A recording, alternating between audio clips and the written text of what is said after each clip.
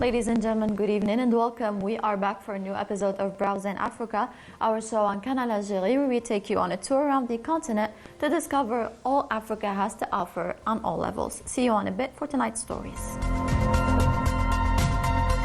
Welcome back. Our first story of tonight is about the 26th edition of Alger's International Book Fair, or SILA, which kicked off under the theme Africa is Writing Its Future. And in cooperation, 8 memoranda of understanding are signed between Tanzania and Zambia in order to boost bilateral cooperation in several fields. Africa's 2023 takes place in Lagos, Nigeria, with the participation of key actors in the broadcast content and digital entertainment field. Also in Nigeria, the 7th edition of an impact assessment meeting takes place in order to discuss repercussions of climate change on the environment.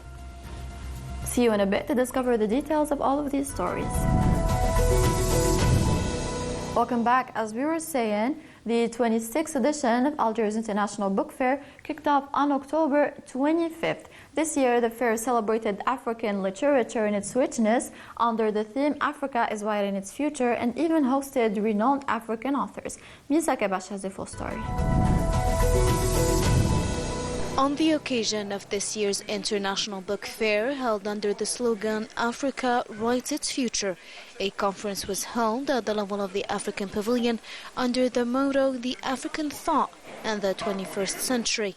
The event was chaired by Ibrahim Soumani, a griot from Mali, who discussed his role in the society. We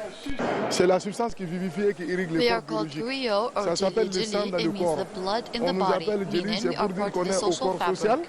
C'est que le sang au corps biologique. Du coup, on est partout dans la société, indispensable dans la société. Another theme was discussed, notably the African Thought by Calixte Beyala, a writer from Cameroon. As for the Algerian author Benoud Al-Bda'i, he presented the African Thought in African literature. Ça va tourner autour de l'Afrique d'aujourd'hui et tous les bouleversements qui se passent. We've discussed the situation of our continent, including events that weren't planned.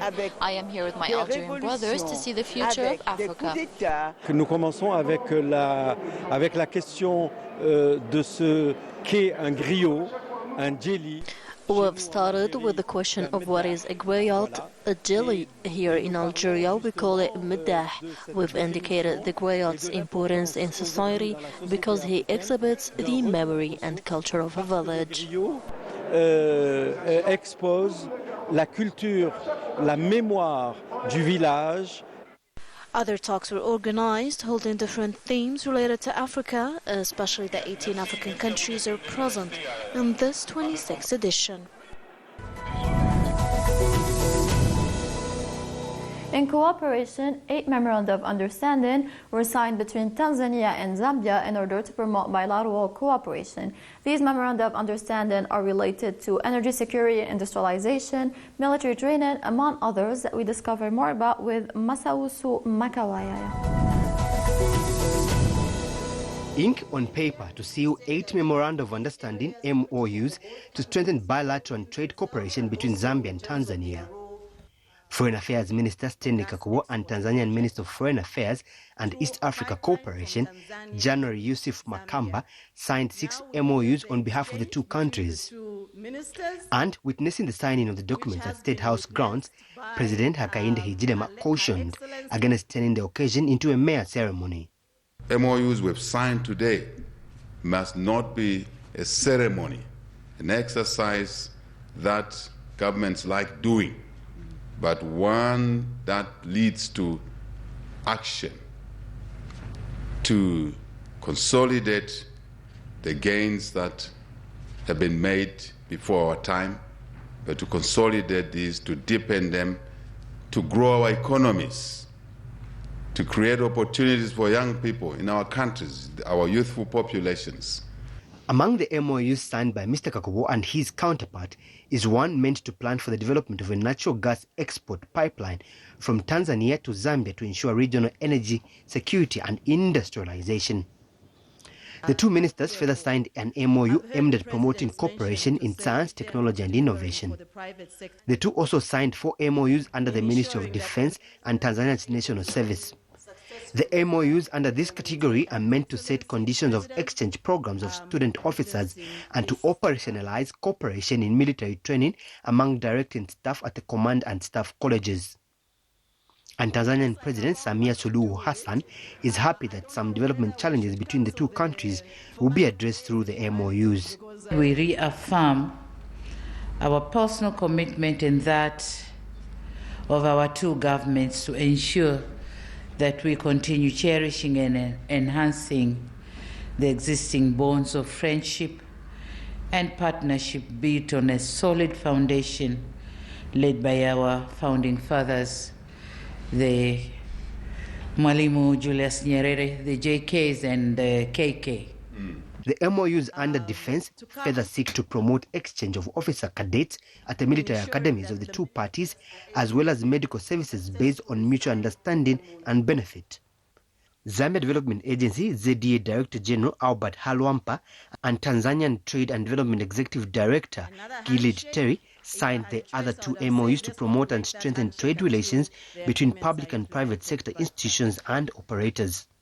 The other two MOUs signed by ZDA and its Tanzanian sister agency covers cooperation in investment promotion, including exchange of investment-related information. Masauso Mukwayaya, ZNBC News, State House, Lusaka. As we know, Africa is a fast-growing broadcast and media market in the world. Global players and regional key influencers came together for Africa's 2023, during which the Nigerian government reiterated its support for this industry on which it relies for economic development. The full story with Salihu Guanara. Africast, since inception in 1996, has remained a veritable platform to track trends and technologies in broadcast media industry in the continent. In the nation's commercial city, Lagos, participants at the 2023 Africast are getting assurances from the policymakers that Nigeria will remain committed to rewarding content creators, supporting the private sector through profitable policies. Our goals of creating jobs, tackling poverty, building the skills and capacity of our people, and ensuring that no one is left behind can only be achieved in partnership with the private sector. You can therefore see why the broadcast industry, as a subset of the Nigerian economy, is critical to the success of our administration's economic vision. The minister says the broadcast industry is a strong pillar in the government's sustainable plan. What this means is that we must always be intentional in our approach to creating and disseminating content.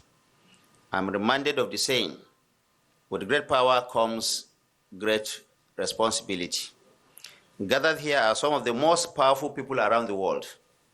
By virtue of your skills and expertise as broadcast professionals, will also be leading a minute. Indeed, a market of ideas as content creators, exhibitors, and speakers cross-fertilize quality ideas on how to move the broadcast industry to the next level.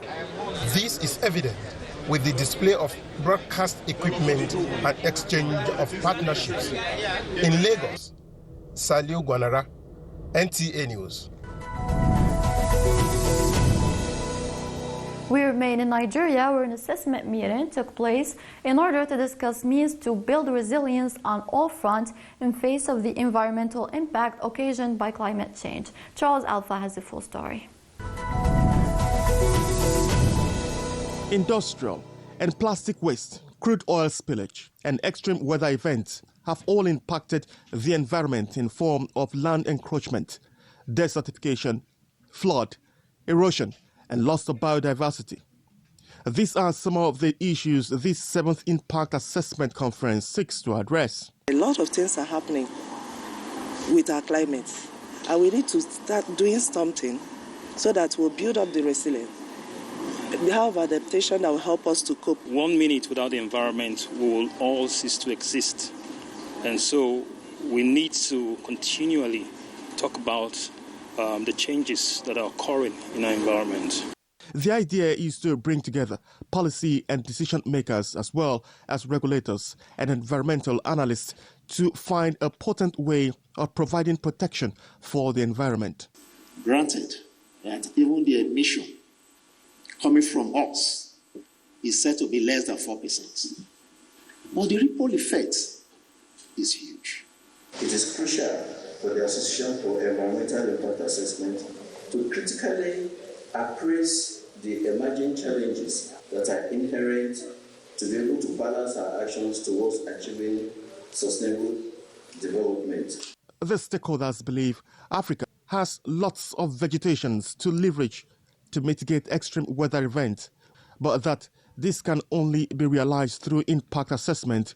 Charles Alpha, NTA News. And with that, we reach the end of tonight's tour. We hope you enjoyed with us and discovered more on what's happening in Africa. Thank you so much for watching. That was Browse in Africa. I'm Nitisa Sidqawi. See you next time.